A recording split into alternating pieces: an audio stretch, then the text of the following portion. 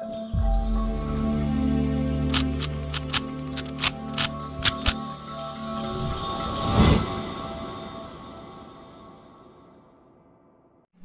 Guys, welcome to Vibha classes. आज हम आपके साथ स्टार्ट करेंगे class 12th math chapter probability की एक्सरसाइज 13.2 के बचे हुए question number 11 to 18। I hope you like my videos. If you like my videos please like, share and subscribe our channel. तो चलिए क्वेश्चन नंबर 11 देखते हैं। Given two independent events A and B. जैसे ही उसने आपको ये लाइन दी कि ए और बी इंडिपेंडेंट इवेंट है, तो एक कंक्लूजन आप बड़े आराम से निकाल सकते हैं, क्योंकि हमें पता है कि अगर दो इवेंट्स इंडिपेंडेंट होते हैं तो उनका जो इंटरसेक्शन होता है वो किसके इक्वल होता है? Probability of A into probability of B के। तो इस इंफॉर्मेशन का हमने इस्तेमाल करना है। हमें प्रोबेबिलिटी ऑफ ए और प्रोबेबिलिटी ऑफ बी दे रखी है और हमसे ये चार पार्ट मांगे गए हैं। पहला पार्ट क्या है? A and B. And word आ जाए या बोथ वर्ड आ जाए, क्या मतलब होता है? इंटरसेक्शन। ठीक है, एंड, बोथ या कॉमन, एक ही बात है। क्या क्या शब्द हमने बोले आपके सामने?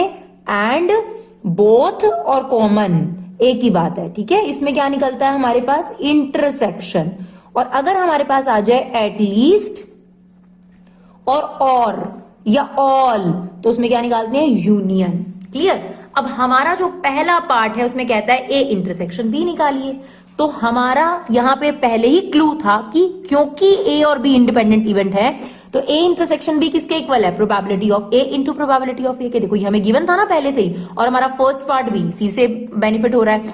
तो ए एंड बी का मतलब क्या है? A intersection B. और हमें पता है कि ए और बी इंडिपेंडेंट इवेंट है, तो इंटरसेक्शन किसके इक्वल है? Probability of A into probability of B के। अब प्रोबेबिलिटी ऑफ ए की वैल्यू 0.3 और प्रोबेबिलिटी ऑफ बी की वैल्यू 0.6, मल्टीप्लाई कर दिया, हमारा आंसर आ गया। राइट? सेकेंड पार्ट में कहता है ए एंड नॉट बी।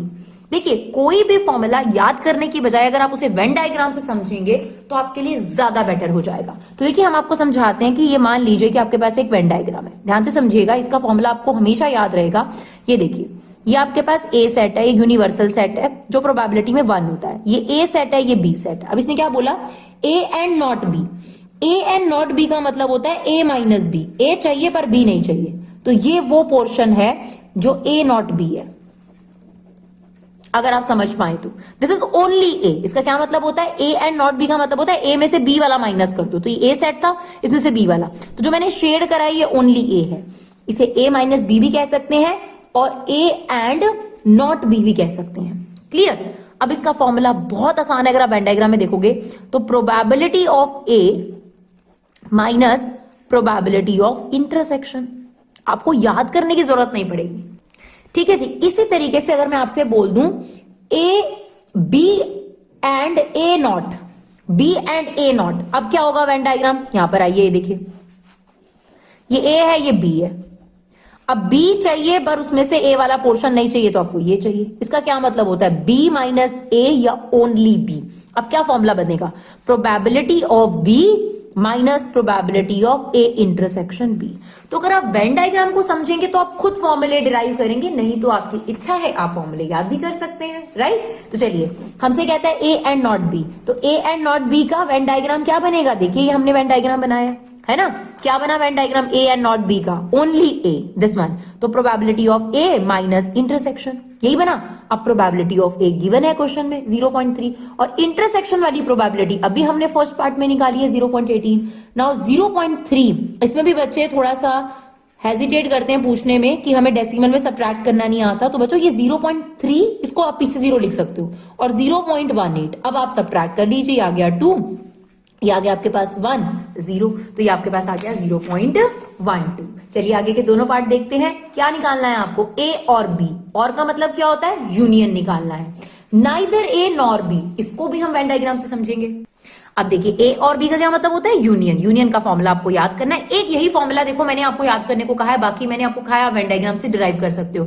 तो ए और बी यानी यूनियन का फॉर्मूला होता है probability of A plus probability of B minus intersection. तो प्रोबेबिलिटी ऑफ ए भी हमें गिवन थी, बी भी हमें गिवन थी, और इंटरसेक्शन हमने फर्स्ट पार्ट में निकाला था, है ना, वही हमने यहाँ पे इस्तेमाल कर लिया, आ गया 0.72। अब नेक्स्ट पार्ट में हमसे कहते हैं नाइदर ए नॉर बी। अब अगर इसका वेन डायग्राम आपको समझना है तो वो भी हम आपको समझाते हैं। ये देखिए, ये आप वेन डायग्राम बनाइए। ये आपके पास ए सेट है, ये बी सेट है। ये कह रहा है ना ए चाहिए ना बी चाहिए, तो इसका मतलब इनको छोड़ के चाहिए। ये देखिए, ये चाहिए इसको, जो मैंने शेड किया है। तो इसका मतलब यूनिवर्सल सेट में से यूनियन हटाना है, और यूनिवर्सल के लिए प्रोबेबिलिटी में क्या इस्तेमाल होता है, 1।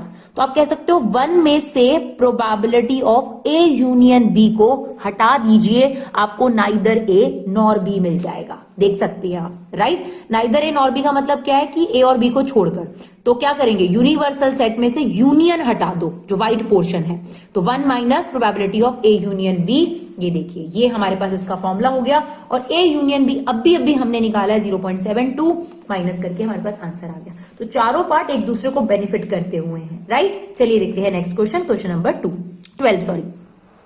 अ डाई इज टॉस थ्राइस, 3 बार आपने एक डाई को थ्रो करा। अगर आप डाई को 3 बार थ्रो करते हैं तो नंबर ऑफ आउटकम्स कितने होंगे। देखिए बहुत नॉर्मल सा फॉर्मूला होता है, जितने भी किसी चीज के फेसेस होते हैं अपॉन में जितनी बार आपने उसको थ्रो करा वो पावर। अब एक डाई के फेस होते हैं 2 और आपने उसे 3 बार थ्रो करा है, ठीक है, सॉरी 6 होते हैं उसके फेसेस और आपने उसको 3 बार थ्रो करा है, तो 6 की पावर 3 यानी 6 इंटू 6 इंटू 6, यानी टोटल नंबर ऑफ आउटकम्स कितने हो गए, 216 हो गए। ठीक है, ये तो हमारे टोटल नंबर ऑफ आउटकम्स हो गए, और इतना बड़ा सैंपल स्पेस बनाना थोड़ा मुश्किल है, राइट। तो क्या कहता है, find the probability of getting an odd number at least 1। देखिए मेरे को जितनी बार भी ये थ्राइस वाला सिचुएशन आता है तो मैं 2 वाला सैंपल स्पेस बना लेती हूँ और 3 को एज्यूम करती हूँ, आपको भी मदद करती हूँ उसको समझने में। देखिए 2 का सैंपल स्पेस होता है, 36 आउटकम्स है, बट जो हमारा इवेंट है उसमें 216 आउटकम्स है, यानी 216 आउटकम्स है, बट वो इसी से आप एज्यूम कर सकते हो। देखिए कैसे एज्यूम करेंगे, 111 112 113 114 115 116, यानी इसके साथ 6 इवेंट जुड़ जाएंगे, 111 112 113 114 115 116, सेम 121 123 124, सेम सबके साथ 6 आउटकम जुड़ जाएंगे। यानी अगर हम सैंपल स्पेस बनाए 3 वाला जो कि बहुत ही बड़ा है, तो वो कैसे बनता है, इसके साथ 6 आउटकम्स, यानी 111 112 113 114 115 116। अभी देखिए मैंने एक के साथ 6 बनाए, सेम ऐसे 121 122 and it's going on, and the last one is 666। ऐसे इस सैंपल स्पेस के अंदर 216 आउटकम्स हैं जिनको लिखना थोड़ा मुश्किल है, तो ऐसे समझेंगे 2 वाले से। अब इसने क्या बोला, कहता है जब हमने 3 बार डाई थ्रो करी तो मुझे वो सारे इवेंट्स बताओ 216 में से जिसमें कम से कम एक बार ऑड नंबर आया हो, क्योंकि इसने बोला एटलीस्ट 1 ऑड नंबर, मतलब कम से कम एक बार ऑड नंबर आया हो। अच्छा, कम से कम एक बार ऑड नंबर आया हो, इसका क्या मतलब हुआ, इसका मतलब ये हुआ कि एक ऑड आया हो वो भी ले लेना, जिसमें 2 ऑड नंबर आए हो वो भी ले लेना, जिसमें 3 ऑड नंबर आए हो वो भी ले लेना। समझ गए आप, उन 216 में से वो सारे आउटकम ले लेना जिसमें एक बार ऑड नंबर आया हो वो भी ले लेना, जिसमें 2 बार ऑड आया हो वो भी ले लेना, जिसमें 3 बार ऑड आया हो वो भी ले लेना। तो यार इससे बेटर ये नहीं है, देखिए एक और ऑप्शन ले लेते हैं, 0 बार ऑड। 0 बार ऑड आने का मतलब क्या है कि तीनों बार इवन आया, समझ रहे हैं, 3 बार आपने थ्रो करा, एक भी बार ऑड नहीं आया, एक बार ऑड आया, 2 बार ऑड आया, 3 बार ऑड आया, और उसने बोला एटलीस्ट 1, मतलब मुझे इसकी प्रोबेबिलिटी निकालनी है, ठीक है। अब इन चारों की जो प्रोबेबिलिटी का सम होता है वो है 1। अगर मैं 1 में से एक भी ऑड नहीं आया, इसकी प्रोबेबिलिटी सबट्रैक्ट कर दूं तो मेरे पास इसकी प्रोबेबिलिटी आ जाएगी। समझ रहे हैं मेरी बात को, आपके पास probability of 0, probability of 1 odd, probability of 2 odd और लास्टली प्रोबेबिलिटी ऑफ 3 ऑड, इन सभी प्रोबेबिलिटी का सम 1 है। आपसे इसका आंसर पूछा है, तो इन तीनों का आंसर निकालने की बजाय आप 1 में से प्रोबेबिलिटी ऑफ 0 माइनस कर देंगे तो आपके पास ये आंसर आ जाएगा। तो हमने ये जो आंसर निकालना है हम कैसे निकाल रहे हैं, 1 माइनस प्रोबेबिलिटी ऑफ 0 ऑड, एक भी ऑड नहीं आया, इसका मतलब क्या है, तीनों बार आपका क्या आया है, इवन नंबर, राइट। तो यही हमने लिखा है, अगर ई इवेंट है ऑड नंबर एटलीस्ट 1, तो ई नॉट क्या होगा, इवन नंबर। तो हमें पता है किसी भी इवेंट की प्रोबेबिलिटी और ना होने का सम 1 होता है, तो 1 में से अगर आप इसको माइनस कर दोगे तो इसकी प्रोबेबिलिटी निकल आएगी ना। तो प्रोबेबिलिटी ऑफ ई कैसे निकाली जा सकती है, 1 minus probability of E not, और ई नॉट का मतलब है इवन नंबर। अब इवन नंबर के चांसेस कितने हो सकते हैं वो मैं यहां से आपको देखकर बता सकती हूँ। देखो ऑड वाला सारा कट जाएगा, मतलब ये वाली पूरी लाइन कट गई आपकी क्योंकि इसमें ऑड है, इसको छुपा दो, ठीक है ना। सेम ये 3 वाली लाइन भी आपकी छुप जाएगी, है ना, ऑड है इसमें, ये वाली लाइन भी छुप जाएगी, ठीक है। तो मतलब आपकी ये 3 लाइन कट गई, एक ये वाली, एक ये वाली और एक ये वाली। अब बची ये 3 लाइन, इसमें भी ये ऑड है, इसको हटाना है। अब हमें किसकी प्रोबेबिलिटी चाहिए, अब हमें चाहिए तीनों बार इवन नंबर, है ना, 0 ऑड, एक भी इवन ऑड नहीं होना चाहिए। अब ध्यान से देखना, ये जो है इसमें दोनों इवन है, इसमें भी दोनों इवन है, इसमें भी दोनों इवन है, ठीक है ना, ये इवन है, ये इवन है, ये इवन है, ये भी इवन है और ये भी इवन है, ये भी इवन है। अब हमें इसमें से जानना है, 2 वाले में से नहीं जानना। अब इसके साथ 6 आउटकम्स होंगे, 2 2 1, 2 2 2, 2 2 3, 2 2 4, 2 2 5, 2 2 6, है ना। हमें 2 2 1 वाला नहीं लेना क्योंकि इसमें एक ऑड आ गया, तो हम इसमें से कौन कौन सा लेंगे, एक तो 2 2 2 और एक कौन सा लेंगे 2 2 4 और 2 2 6। समझे बात को। अब देखिए इसमें सारे इवन है, इसमें भी, इसमें भी, इसमें भी। तो इससे रिलेटेड कितने आउटकम्स हो गए, 3, है ना। इसके भी 3, इसके भी 3, इसके भी 3, सबके 3, यानी 1 2 3 4 5 6 7 8 9, 9 into 3 यानी ऐसे कितने आउटकम्स होंगे, 27 आउट ऑफ 216, जिसमें तीनों बार इवन नंबर आया होगा। तो हमने यही लिखा है 1 - 27 अपॉन 216, यानी 1 में से इसकी प्रोबेबिलिटी माइनस कर दो कि इवन नंबर आएगा, तो आपके पास ऑड नंबर वाली प्रोबेबिलिटी आ जाएगी। आप इवन के लिए एक और तरीके से चेक कर सकते हैं। मान लीजिए परमुटेशन का इस्तेमाल करते हैं। अगर यहाँ इवन नंबर आया है एक डाई में, तो क्या चांसेस होते हैं इवन के, 2 4 6 में से कोई भी नंबर आया तो 3/6, सेम 3/6, सेम 3/6, तो ये आ गया 27 अपॉन 206। ये है इवन नंबर की प्रोबेबिलिटी। तो 1 में से अगर हम इवन नंबर की प्रोबेबिलिटी माइनस कर देंगे तो ऑटोमेटिकली जो प्रोबेबिलिटी हमारे पास आ रही है वो ऑड नंबर की प्रोबेबिलिटी आ रही है, और इसको हमने सिंप्लीफाई करा और हमारा आंसर कितना आ गया, 7/8। चलिए देखते हैं नेक्स्ट क्वेश्चन क्या है हमारे पास। Question, 2 balls are drawn at random with replacement. देखिए ये बहुत अंडरलाइन करने वाली लाइन है, क्योंकि विद रिप्लेसमेंट का मतलब होता है एक बार अगर आपने बॉल निकाली तो फिर वापस डाल भी दी उसके अंदर, ठीक है।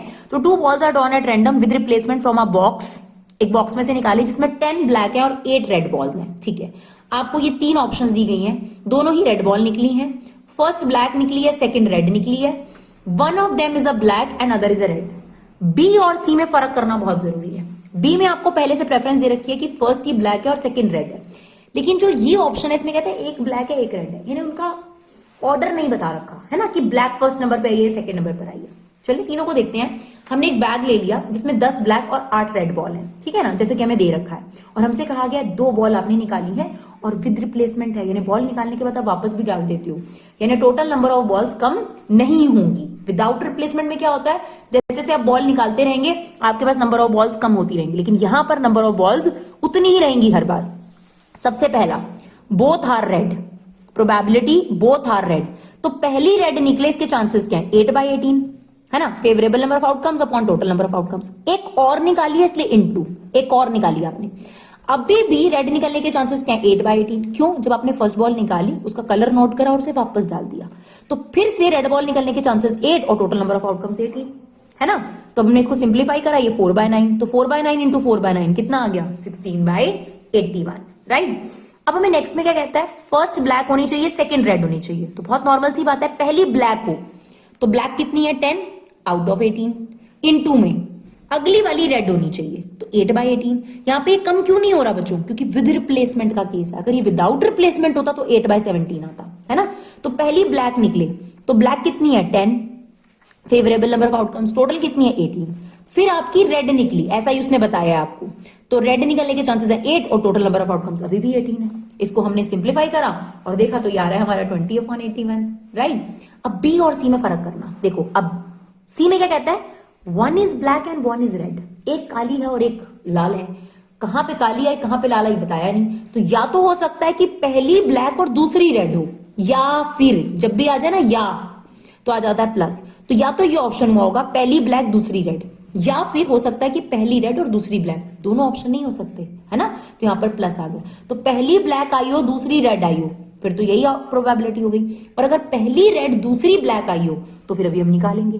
तो इसमें और इसमें क्या फर्क है, अगर आपने प्रेफरेंस पहले से बता दी पहली ब्लैक दूसरी रेड तो एक ही ऑप्शन है BR, है ना, लेकिन अगर बोला एक ब्लैक है एक रेड है तो 2 ऑप्शन हो गई, या तो ब्लैक पहले निकली है या ब्लैक बाद में निकली है। तो ब्लैक निकलने के चांसेस क्या होंगे 10/18 और रेड निकलने के चांसेस 8/18, प्लस रेड पहले निकली है तो 8/18 और ब्लैक निकली है तो 10/18। यहां पर बॉल कम क्यों नहीं हो रही, जो ध्यान देने वाली बात थी वो विद रिप्लेसमेंट, तो आप देखोगे क्वेश्चन में मैंने उसे अंडरलाइन भी कर रखा है, तो जब आपके सामने भी ऐसा क्वेश्चन आए प्रोबेबिलिटी का और विद रिप्लेसमेंट हो तो अंडरलाइन जरूर कर लेना, ठीक है। Now the next question is question number 14, probability of solving specific problem independently by A and B. एक क्वेश्चन है वो हमने ए और बी दोनों को दिया और दोनों के सॉल्व करने की प्रोबेबिलिटी आपको दे रखी है, ए सॉल्व कर लेगा 1/2 चांसेस है, 1/2 का मतलब होता है 50% चांसेस है कि ए सॉल्व कर लेगा, एंड 1/3 बी के चांसेस है। रिस्पेक्टिवली का मतलब होता है ए की प्रोबेबिलिटी ये है और बी की प्रोबेबिलिटी ये है। If both try to solve independently, दोनों अलग अलग अपना क्वेश्चन सॉल्व कर रहे हैं, find the probability that problem is solve. समझ लीजिए कि मेरे पास दो स्टूडेंट्स हैं ए और बी, और मैं कहीं अटक गई और मैंने अपने बच्चों को कहा कि भाई ये थोड़ी सी गलती हो रही है, आप एक काम करिए, आप इस प्रॉब्लम को सॉल्व करिए। ठीक है, आप मुझे बताइए कि अगर मैं ये कह रही हूं फाइनली ओ प्रॉब्लम सॉल्व हो गई, तो क्या हो सकता है? हो सकता है कि ए ने सॉल्व करा हो, ए ने सॉल्व करा हो, बी ने सॉल्व ना किया हो। राइट, यहाँ पे बी नॉट का मतलब है बी ने सॉल्व ना करो। दोनों ही क्वेश्चन दिए गए, दोनों को दिए गए, तो ये ऑप्शन हुआ होगा या फिर ऐसा हो सकता है कि ए सॉल्व नहीं कर पाया बट बी सॉल्व कर गया, या फिर ऐसा हो सकता है कि दोनों ने ही सॉल्व कर लिया, है ना, क्योंकि प्रॉब्लम सॉल्व हुई है, मतलब मेरे को सॉल्यूशन मिल गया और मुझे पता चल गई मेरी गलती कहां हो रही थी। तो या तो ए ने सॉल्व किया, या बी ने सॉल्व करा, या दोनों ने सॉल्व करा, that is what problem solved. ठीक है, सेकेंड पार्ट में कहता है exactly one of them solve the problem, किसी एक ने प्रॉब्लम सॉल्व करी है, तो कौन से दो ऑप्शंस हो गए? सिर्फ ये दो ऑप्शंस होंगे कि या तो ए ने सॉल्व करा है या बी ने सॉल्व करा है। तो इन दोनों में डिफरेंस समझ आया? प्रॉब्लम सॉल्व हो गई, ए ने सॉल्व करी या बी ने सॉल्व करी या दोनों ने सॉल्व करी। जब कहते हैं एग्जैक्टली एक ने सॉल्व करी, तो ये दो ऑप्शंस होंगे। अब इसके लिए हमें ये चाहिए ए के सॉल्व करने के चांसेस ये हैं, तो ना सॉल्व करने के चांसेस कितने होंगे? बी के सॉल्व करने के चांसेस ये हैं, तो उसके ना सॉल्व करने के चांस कितने होंगे? तो बहुत इजी है, अगर ए सॉल्व करेगा तो 50% चांसेस है, नहीं सॉल्व कर पाएगा इसके चांसेस भी कितने होंगे? 50%। 1 में से माइनस कर दीजिए, है ना। प्रोबेबिलिटी किसी भी इवेंट की और ना होने का सम कितना होता है? 1। सेम अगर बी सॉल्व कर लेता है इसके चांसेस है 1/3 विच इज 33%। नहीं सॉल्व कर पाएगा इसके चांसेस कितने हैं? 1 में से 1/3 को माइनस कर दीजिए 2/3। ठीक है, अब हमने फर्स्ट पार्ट डिस्कस कर ही लिया, प्रॉब्लम इज सॉल्व। तो प्रॉब्लम अगर सॉल्व है तो 3 ऑप्शन है, तो ए सॉल्व कर लेगा यानी 1/2, बी सॉल्व नहीं कर पाया 2/3, ए ने नहीं किया 1/2, बी ने सॉल्व किया 1/3, तो 2/6 1/6। एक और चांस, ए और बी दोनों ने सॉल्व करा, तो ए के 1/2 1/3, तो 2/6 1/6 एंड 1/6, इट्स 4/6। सिंप्लीफाई करेंगे तो 2/3। Exactly one of them solve the problem, तो ये दो ऑप्शन है आपके पास, है ना। तो इसमें आपके पास क्या आ जाएगा? 2/6 और 1/6 यानी 3/6, यानी सिंप्लीफाई करके कितना आ जाएगा? 1/2। देखते हैं नेक्स्ट क्वेश्चन। क्वेश्चन नंबर 15 खैर बहुत आसान है। 1 card is drawn at random from a well shuffled deck of 52 cards. एक कार्ड आपने निकाला और आपको ये बताना है, डिफरेंट पार्ट्स दिए कि ई और एफ इंडिपेंडेंट है या नहीं है ना। तो इंडिपेंडेंट के लिए हम probability of E, probability of F और इनका इंटरसेक्शन तय करेंगे। चलिए देखते हैं। सबसे पहले उसने इवेंट दिया कार्ड ड्रॉन इज स्पेड, है ना। तो स्पेड कितने होते हैं? आप पहले क्लासिफाई कर लीजिए कि आपके पास कार्ड्स की इंफॉर्मेशन कितनी है। कई लोगों को पता होता है, कईयों को नहीं। चलो एक बार डिसाइड कर लेते हैं, दोबारा से डिस्कस कर लेते हैं। 52 कार्ड्स होते हैं बच्चों हमारे पास, जिसमें 4 सूट होते हैं, ठीक है ना। 13 13 13 13, राइट। ये आपके पास हो गया स्पेड, ये क्लब, ये हार्ट और ये डायमंड, ठीक है। स्पेड और क्लब ये ब्लैक कलर के, और हार्ट और डायमंड जो है वो रेड कलर का। 13 13 जो बाइफिकेशन है उसकी क्या है? ये जो 13 कार्ड्स होते हैं इसमें जो पहला नंबर होता है उसको बोलते हैं इक्का, यानी एस कार्ड, वो 1 होता है। 2 से लेकर 10 तक नंबर कार्ड्स होते हैं, और फिर जे के क्यू जिनको हम क्या बोलते हैं? Face card. जैक, किंग और queen, that is known as face card. तो ये 13 कार्ड्स हैं जिसमें पहले वाले को एस, 2 से 10 नंबर कार्ड्स होते हैं, और जे के क्यू क्या कहलाते हैं? Face cards. तो अब इसने क्या बोला आपको? कार्ड ड्रॉन इज स्पेड, तो स्पेड कितने हैं बताइए? 13। तो क्या प्रोबेबिलिटी हो गई? प्रोबेबिलिटी ऑफ होगी 13/52। एस, हर एक में एक इक्का होता है, तो 1 1 1 1, कितने एस हो गए आपके पास? 4, तो इट्स 4/52। और अगर हम इन दोनों बातों को इकट्ठा पढ़ें, स्पेड का एस, तो स्पेड का एस तो एक ही होगा ना। स्पेड के अंदर एस कितने होंगे? ओनली 1। तो इंटरसेक्शन क्या हो गया आपके पास? इट्स 1/52। अब हमें चेक करना है कि इंडिपेंडेंट इवेंट्स हैं या नहीं। तो आप इन दोनों को मल्टीप्लाई करके चेक करेंगे, probability of E into probability of F. तो इन दोनों को हमने मल्टीप्लाई करा, ये 1/52 आ रहा है, दैट मीन्स ये चीज इंटरसेक्शन के इक्वल आ रही है, तो ये इंडिपेंडेंट इवेंट्स हैं। सिमिलरली आपके पास ई इवेंट दिया हुआ है card drawn is black, and F event दिया हुआ है कार्ड ड्रॉन इज किंग। अगर हम ब्लैक की बात करें तो ब्लैक कितने हैं बताइए? स्पेड और क्लब, 26 कार्ड आपके पास ब्लैक हो गए, तो ब्लैक की प्रोबेबिलिटी कितनी हो गई? 26/52। और किंग की बात करें तो हर एक में एक किंग होता है, स्पेड का एक किंग, इसका एक किंग, इसका एक, तो टोटल मिला के कितने किंग हो गए आपके पास? 4 किंग हो गए। तो क्या प्रोबेबिलिटी हो गई? 4/52। अब इन दोनों को इकट्ठा पढ़ो, ब्लैक कलर का किंग। अब ये देखो, ये ब्लैक है, एक किंग इसमें, एक किंग इसमें, कितने किंग हो गए हमारे पास? 2 किंग्स हो गए। तो यहां पर आपके पास इंटरसेक्शन आ गया 2/52, जिसको हमने सिंप्लीफाई करके लिख दिया 1/26। अब हमें चेक करना है क्या ये दोनों इवेंट इंडिपेंडेंट है या नहीं। तो हमने क्या किया, प्रोबेबिलिटी ऑफ ई को प्रोबेबिलिटी ऑफ एफ से मल्टीप्लाई करा। ये हमने लिख दिया था 1/2, ये हमारा 1/13, इसको मल्टीप्लाई करा, दैट इज इक्वल टू 1/26। और डेफिनेटली ये किसके इक्वल है? इंटरसेक्शन के इक्वल आ रहा है, क्योंकि probability of E probability of F intersection के इक्वल आ रहा है। तो yes, E and F R independent events. चलिए देखते हैं नेक्स्ट पार्ट। अब हमारे पास कहता है किंग और क्वीन। तो देखिए 4 किंग होते हैं, हर एक में किंग होगा, तो 4 किंग हो गए और 4 क्वीन हो गई, तो क्या हो गए आपके पास 8 टोटल। तो प्रोबेबिलिटी ऑफ ई कितनी हो गई? 8/52। क्वीन और जैक सेम, क्वीन, एक क्वीन, टोटल मिला के 4 क्वीन हो गई, और जैक भी 4 हो गए आपके पास, तो 8/52। अगर आप इन दोनों में कॉमन देखेंगे तो आपको बहुत क्लियरली दिख रहा है क्वीन कॉमन हो गई, तो टोटल 4 क्वीन होती है 4/52। अब हमें चेक करना है कि इंडिपेंडेंट है या नहीं है, तो क्या करना पड़ेगा? इन दोनों की प्रोबेबिलिटी को इंटू करना पड़ेगा। तो हमने इन दोनों को इंटू करा, तो यार है 4/169, which is definitely not equal to intersection. That means कि ई और एफ यहां पर इंडिपेंडेंट इवेंट्स नहीं है। तो चलिए अब क्वेश्चन नंबर 16 देखते हैं। In a hostel 60% of student read Hindi newspaper, 40% read English newspaper and 20% read both. Both का मतलब हो गया इंटरसेक्शन दे दिया, ठीक है। A student is selected at random, आपने एक स्टूडेंट सेलेक्ट करा और आपको प्रोबेबिलिटी निकालनी है that she reads neither Hindi nor English newspaper. Second part है if she reads Hindi what is the probability of English. तो बेटा ये कंडीशनल प्रोबेबिलिटी हो गई आपके पास। सबसे पहले तो ये क्या हो गया, अगर हम ये ले लेते हैं 60% रीड हिंदी, तो ये प्रोबेबिलिटी ऑफ एच हो गया, 40% रीड इंग्लिश, तो ये प्रोबेबिलिटी ऑफ ई हो गया, और 20% रीड बोथ, तो ये एच इंटरसेक्शन ई हो गया। हमसे कहता है find the probability that she reads neither Hindi nor English. इसका मतलब ये हुआ कि आपको probability of neither Hindi nor English निकालना है, ये निकालना है आपको, ठीक है। अगर हम इसे वेन डायग्राम में देखें तो वेन डायग्राम में कौन सा सेक्शन हुआ, ये वाला, नाइदर हिंदी नॉर इंग्लिश। तो क्या करना पड़ेगा, 1 में से यूनियन हम माइनस कर देंगे तो हमें इसकी प्रोबेबिलिटी मिल जाएगी। यहां पे समझिए, if she reads Hindi what is the probability of English, यानी आपसे कंडीशनल प्रोबेबिलिटी पूछी गई है। If she reads Hindi what is the probability of E, यानी probability of E by H निकालना है कि अगर एच गिवन है तो इंग्लिश की प्रोबेबिलिटी क्या है। Same if she reads English, तो नीचे ई आ गया, if what is the probability that he reads Hindi. तो आपको ये 3 चीजें जो है इस पार्ट में निकालनी है। क्वेश्चन क्लियर हो जाएगा तो फिर मुश्किल नहीं है। चलिए देखते हैं इसका सॉल्यूशन।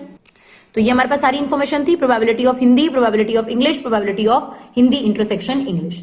हमने जी इवेंट ले लिया, नाइदर हिंदी नॉर इंग्लिश। तो जी इवेंट कैसे निकल सकता है, हमें आपको बताया वेन डायग्राम के अंदर, क्योंकि इसने बोला नाइदर हिंदी नॉर इंग्लिश, तो ये मान लीजिए हिंदी है, ये इंग्लिश है, तो नाइदर हिंदी नॉर इंग्लिश क्या है, इसके बाहर का पोर्शन, यानी यूनिवर्सल। यूनिवर्सल का मतलब प्रोबेबिलिटी में कितना होता है 1 में से यूनियन माइनस कर दीजिए, यानी probability of H union E minus कर देंगे, और कैसे निकलेगा, probability of H plus probability of E minus probability of H intersection E, right. तो ये हमें प्रोबेबिलिटीज दे रखी है, probability of H, probability of E minus intersection. तो 60, 40, 80, सॉरी 100, 100 माइनस 20, 80/100 आपके पास यूनियन आ गया। 1 में से अगर हम इसको माइनस कर देंगे 20%, तो 1/5। इसका मतलब जो यूनियन होगा वो 4/5 है, और जो बाहर का पोर्शन है वो कितना आपके पास 1/5, यानी आपके पास 20% चांसेस हैं कि neither Hindi nor English newspaper जो है वो स्टूडेंट रीड करता है। सेकंड पार्ट भी हमने आपको क्लियर कर दिया था, क्योंकि उसने बोला था if she reads Hindi what is the probability of English,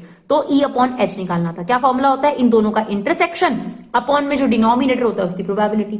तो हमें इंटरसेक्शन की प्रोबेबिलिटी भी दे रखी है 20%। अब देखिए H इंटरसेक्शन E या E इंटरसेक्शन H एक ही बात होती है, राइट, और प्रोबेबिलिटी ऑफ H भी दे रखा है। बिल्कुल सिमिलरली आपसे थर्ड पार्ट पूछा गया है, जिसमें आपसे कहा गया है if she reads Hindi what is the sorry English what is the probability she reads Hindi, तो H/E निकालना था। तो इन दोनों का intersection upon probability of E, तो इंटरसेक्शन हमें गिवन है, प्रोबेबिलिटी ऑफ E भी गिवन है, इसे सॉल्व करेंगे तो आपके पास हाफ आंसर आ जाएगा, राइट। चलिए लास्ट के बचे हुए 2 क्वेश्चन देखते हैं और फिर आपकी एक्सरसाइज फिनिश हो जाएगी। The probability of obtaining an even prime number on each die when a pair of dice rolled. फिर से देखिए आपके पास ये सैंपल स्पेस है, ठीक है ना। इवन प्राइम नंबर कौन होता है 2, इसने कहा ईच डाई का मतलब हो गया दोनों डाई पे ही इवन प्राइम नंबर होना चाहिए। पहली बात तो 2 डाई के केस में आपका सैंपल स्पेस में टोटल इवन कितने होंगे 36। अब आपको फेवरेबल नंबर ऑफ आउटकम ढूंढना है, तो even prime number on each die ऐसा एक ही ऑप्शन है, देखिए 2 2। पहली बात तो इवन प्राइम नंबर ये होता है, और ये कह रहा है दोनों डाई पे होना चाहिए, अगर ये एक डाई बोलता फिर तो मैं 2 वाली लाइन पूरी ले लेती, है ना, लेकिन इसने क्या बोला, ईच डाई पे यही होना चाहिए, तो इसका मतलब 2 2, यानी एक ही ऑप्शन है आपके पास आउट ऑफ 36, यानी आपके पास प्रोबेबिलिटी कितनी हो गई 1/36, राइट। चलिए देखते हैं क्वेश्चन नंबर 18। ये काफी अच्छा क्वेश्चन है, ये आपके पास नॉर्मल में भी आ सकता है। आपको कहता है 2 इवेंट ए और बी इंडिपेंडेंट है, तो अब आपको बताना है इन चारों में से क्या ट्रू है। ए और बी म्यूचुअली एक्सक्लूसिव, ये तो हो ही नहीं सकता, क्योंकि म्यूचुअली एक्सक्लूसिव ये कहता है कि A intersection B is equal to 0 होगा, लेकिन इंडिपेंडेंट इवेंट कहता है कि ए इंटरसेक्शन बी निकलेगा, तो ये दोनों तो बिल्कुल अपोजिट थिंग्स है। तो अगर ये गिवन है तो ये तो बिल्कुल ट्रू नहीं हो सकता। अब बारी आती है सेकंड पार्ट की, इसको देखते हैं इसमें क्या है, तो ध्यान से समझने की कोशिश करिएगा। आपको दे रखा है ए नॉट बी नॉट, बीच में कोई साइन नहीं लगा रखा, आप समझ लीजिए कि डॉट है, डॉट का मतलब इंटू है, इंटू को भी हम इंटरसेक्शन कहते हैं, राइट। तो हमें प्रूव करना है A not intersection B not is equal to this, तो यही हम प्रूव करने जा रहे हैं। देखिए अब ये आपको दे रखा है A not intersection B not. अब मैं आपको एक प्रॉपर्टी बताऊंगी, उसको आपने हमेशा ध्यान रखना है। वैसे तो 11th क्लास में हमने पहले भी डिस्कस करा है, डी मॉर्गन्स लॉ इसको बोलते हैं। क्या होता है इसके अंदर, ये देखिए, कभी भी आपके पास ए नॉट इंटरसेक्शन बी नॉट आ जाए तो ये किसके इक्वल होता है, ए, देखिए इंटरसेक्शन जो वो यूनियन में बदल गया और जो नॉट था वो इंडिविजुअली से हटकर पूरे पे लग गया। समझ गए, देखा आपने, अलग अलग का जो नॉट था वो पूरे पे लग गया। सिमिलरली ये देखिए अब यूनियन होगा और जब इसको हम होल पे लेके जाएंगे, यूनियन का इंटरसेक्शन हो जाएगा और होल पे, तो इसको बोलते हैं डी मॉर्गन्स लॉ, और इसकी भी आपको बहुत हेल्प होगी इस पर्टिकुलर चैप्टर के अंदर। तो ये दो चीजें भी आपको जरूर याद रखनी, और बहुत आसान है। इंटरसेक्शन का यूनियन हो गया और यूनियन का इंटरसेक्शन हो गया अगर आपने इंडिविजुअल नॉट से पूरे पर नॉट लगा दिया, ठीक है। तो सेम यहां पर हमने किया, यहां पर हमें ये दे रखा था A not intersection B not, जिसका क्या मतलब होगा, probability of A union B not. अब हमने आपको वेन डायग्राम में 2-3 बार बताया है, इसके अंदर ए यूनियन बी नहीं चाहिए तो आपको ये पोर्शन चाहिए, राइट। और ये पोर्शन का मतलब क्या होगा बच्चों, 1 में से यूनियन को माइनस कर दीजिए, तो 1 minus probability of A union B, ठीक है ना। अब ए यूनियन बी का हमने फॉर्मूला लगा दिया ब्रैकेट के अंदर, है ना, probability of A plus probability of B minus intersection. अब हमें गिवन क्या है कि ए और बी इंडिपेंडेंट इवेंट है, तो इंटरसेक्शन किसके इक्वल होगा, probability of A into probability of B के। फिलहाल अभी पहले हमने माइनस ओपन किया, माइनस ओपन करने के बाद हमने क्या किया, ये देखिए वहां पे जो इंटरसेक्शन था उसकी जगह probability of A into probability of B लिख दिया, क्लियर। अब इन दोनों की पेयरिंग कर लो, इसमें से 1 कॉमन है, क्या बचेगा 1 माइनस प्रोबेबिलिटी ऑफ ए, इसमें से क्या कॉमन है प्रोबेबिलिटी ऑफ बी, तो यहां पर क्या बचेगा 1, और जब भी माइनस बाहर होता है साइन चेंज हो जाते हैं, ये माइनस का था ये प्लस का हो गया, अब ये प्लस का ये माइनस का, क्योंकि आपने प्रोबेबिलिटी ऑफ बी बाहर ले लिया, क्या आ गया प्रोबेबिलिटी ऑफ ए। अब इस टर्म में और इस टर्म में क्या कॉमन है, 1 minus probability of P A, तो यहां पर क्या बचा 1 माइनस प्रोबेबिलिटी ऑफ बी, यही आपको प्रूव करना था। तो अगर आप देखेंगे तो यही आपको प्रूव करना था, इसका मतलब ऑप्शन बी जो है वो बिल्कुल करेक्ट है, क्योंकि हमने यहाँ इंडिपेंडेंट वाली बात का इस्तेमाल किया, तो left hand side is equal to right hand side. वैसे अगर आप देखें तो सी पार्ट तो बिल्कुल ही सही नहीं है, ऐसा तो हमने इंडिपेंडेंट पढ़ा ही नहीं कि probability of A probability of B के इक्वल होता है, हो भी सकता है नहीं भी हो सकता, किसने कहा है आपको, राइट। और ये कहना भी गलत होगा कि probability of A plus probability of B is equal to 1 हो जाता है, क्योंकि यहां पर इंटरसेक्शन की वैल्यू होती है ना। तो आपके पास बाकी चीजों से भी आप निकाल सकते थे, बट आपके पेपर में अब ये एग्जाम में प्रूफ करने के लिए भी आ सकता है, तो इसलिए हमने आपको पार्ट 2 करके दिखाया। इसका मतलब यहाँ पे करेक्ट ऑप्शन कौन सा है, option B. Thank you so much guys for love and support, keep supporting.